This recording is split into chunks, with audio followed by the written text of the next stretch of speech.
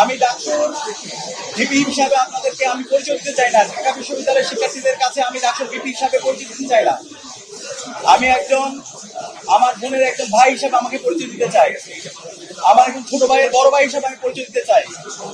আমার একজন বড় ভাইয়ের স্নেহের ছোট ভাই হিসাবে পরিচয় দিতে চাই।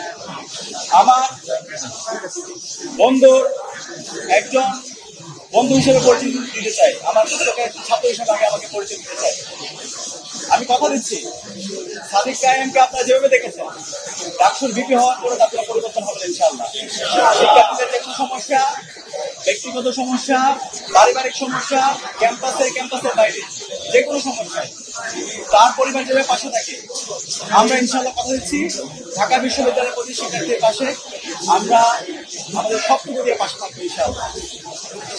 প্রিয় উপস্থিতি, আমরা এই ডাকসু নির্বাচনে দেখতে পেয়েছি, নির্বাচন আয়োজন করার জন্য আমাদের বিশ্ববিদ্যালয়ের শিক্ষার্থীরা রাত দিন এক করে কাজ করেছে। আমাদের শহীদদের আত্মত্যাগের মাধ্যমে আজকে এই ডাকসু নির্বাচন অনুষ্ঠিত হয়েছে এবং এই নির্বাচন সফল করার জন্য আমাদের নারী শিক্ষার্থী যারা আছে তাদের অগ্রণী এবং জুলাই বিপ্লবে আমাদের বোনদের আমরা অগ্রণী ভূমিকা দেখতে পেয়েছি, তারা আমাদেরকে সাহস দিয়েছে। আমরা আমাদের এই ক্যাম্পাসকে সবার জন্য একটা নিরাপদ ক্যাম্পাস হিসেবে বিনিয়োগ করছি।